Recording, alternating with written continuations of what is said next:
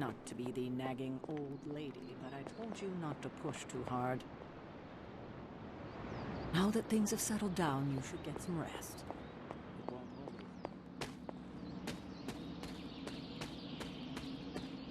Hunter, you look scathed.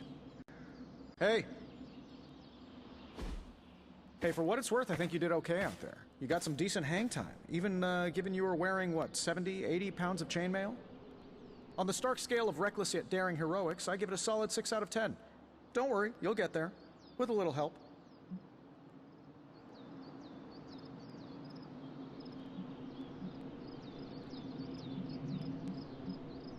It is doubtful you could have done better. If you could, you would not have raised me from the dead. Whoa, whoa, whoa, don't go all rabid zombie demon on me. It was just a little constructive criticism. You did a commendable job, considering you were, you know, reborn yesterday. I couldn't help but overhear Auntie Caretaker over there telling you to get some rest. It sounds like a good idea to me. I suppose I could keep you company on the way, seeing as our rooms are in the same direction and all.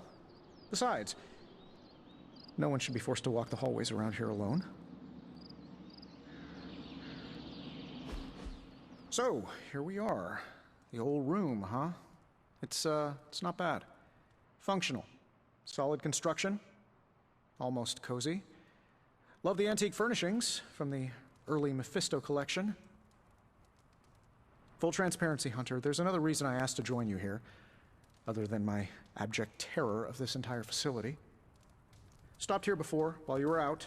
Wanted to surprise you with a nice little housewarming present. Was all set to write you a lovely welcome note, but I'm fairly certain that wasn't red ink in your quill.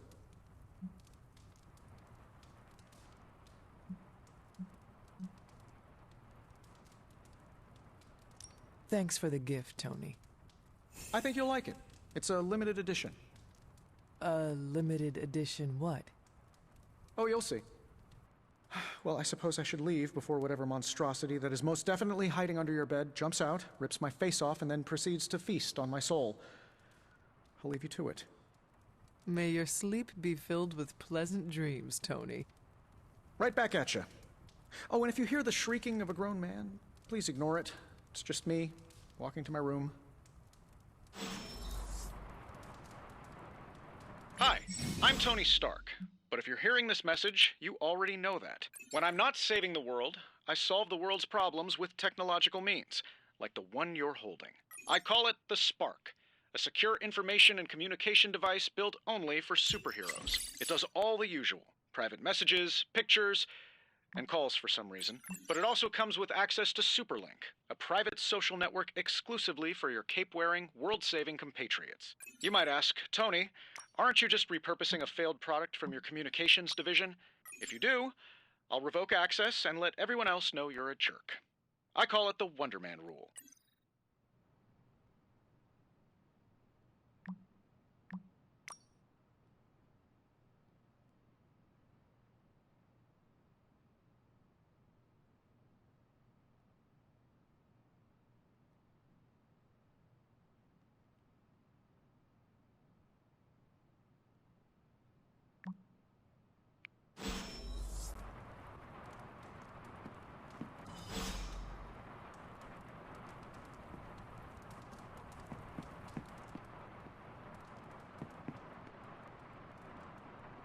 There never was enough room for my armor in this thing.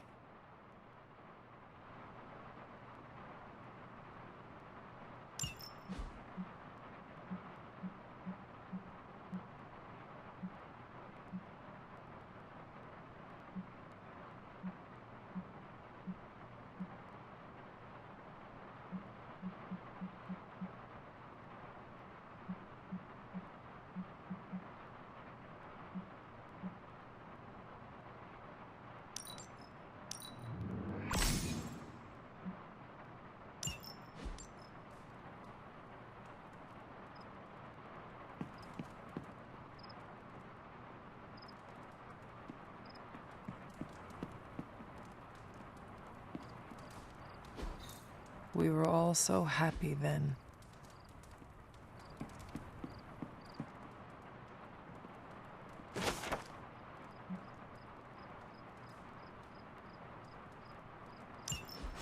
My old journal. Maybe it is time I start writing in it again.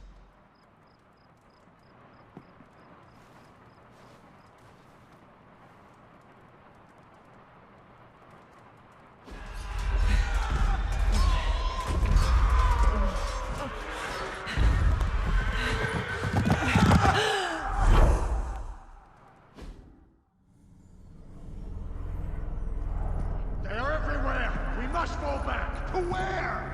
The book! Is she reading from the book? Then we advance. No! Hold the line! I can stop her. Only I can stop her!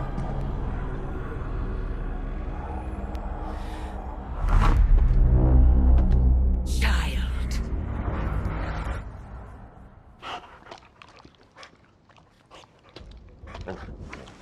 Charlie! I know. I missed you too. Let her enjoy the moment. She's been visiting your door every morning for the past 300 years. Oh, it must have been so hard on her. Not just her. I suppose that's why I might have been a little curt before. A little? You already made the ultimate sacrifice once. Maybe I'm in no rush to see you do it again. We do not choose our destiny. But we can choose to duck. First lesson you ever taught me. And still the most important. Especially now that you have all these eyes on you. I have noticed. To these people, you are a being of myth and legend. A grand hero of old. And they're right. You are a hero. But I also know the battle that rages within your soul. It's not enough that you are a hero. You need to decide what type of hero you will be. I'm sure there will be plenty of opportunity for that in the days to come. For now, I would head to the forge. Our new guests are eager to show you something. This was a lot easier when it was just you and I beheading the Dark Legion as we traipsed through the woods. Don't forget about Agatha. I never could.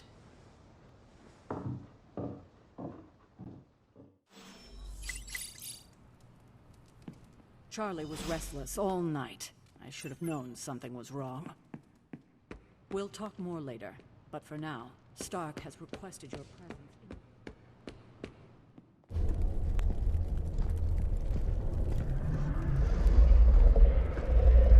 Now? Think you can tell your friend inside there to turn it up a few hundred Kelvin? I could. However, it might shatter the containment spell preventing him from incinerating this facility. I think we're good. And just in time. The forge has certainly changed. Right. Caretaker said this all happened after your siesta. What spooky castle would be complete without its own Babylonian demon-powered furnace? Sumerian fire demon. His name is Babs. Oh, now it all makes sense. Well, once you get past the esoteric terror of the situation, I've found this thing actually has some uses. Molecular bonding, breaking down evil gamma serums, fashion accessorizing. Yes, speaking of... Oh, right. It's ready. Your armor seemed to offer minimal protection against the venom creature. I noticed. Yeah, I thought you could use an upgrade. Well hammered. Well fired. Caretaker did not mention that you two were such skilled smithies. Yep. I am Iron Smithy. Perhaps you should just try it on.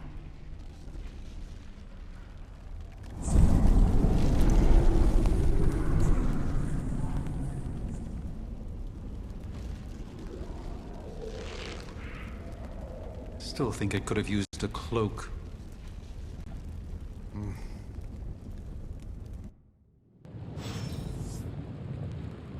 Stylish, damn near indestructible, and we even got the size right. Not bad for our first collaboration. I still think it could have benefited from a cloak. You think everything could benefit from a cloak? I do not. Oh, I've heard the things you whisper to your cape when you think no one's listening. Ah, the joys of sharing workspace.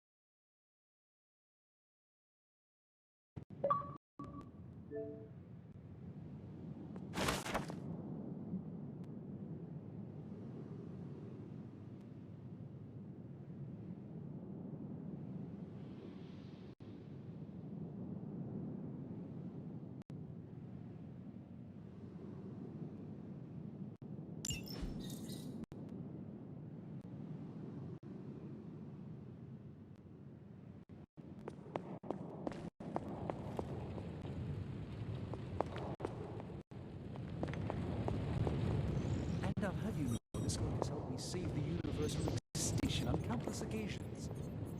Could you at least tell it to stop rearranging things on my side of the cave?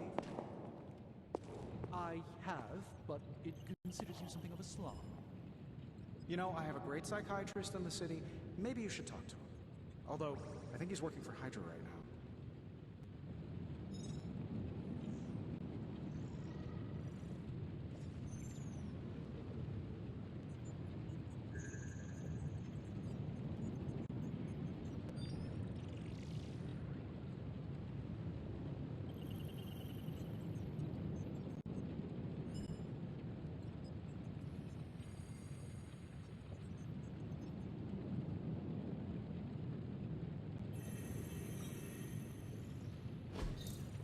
Interesting.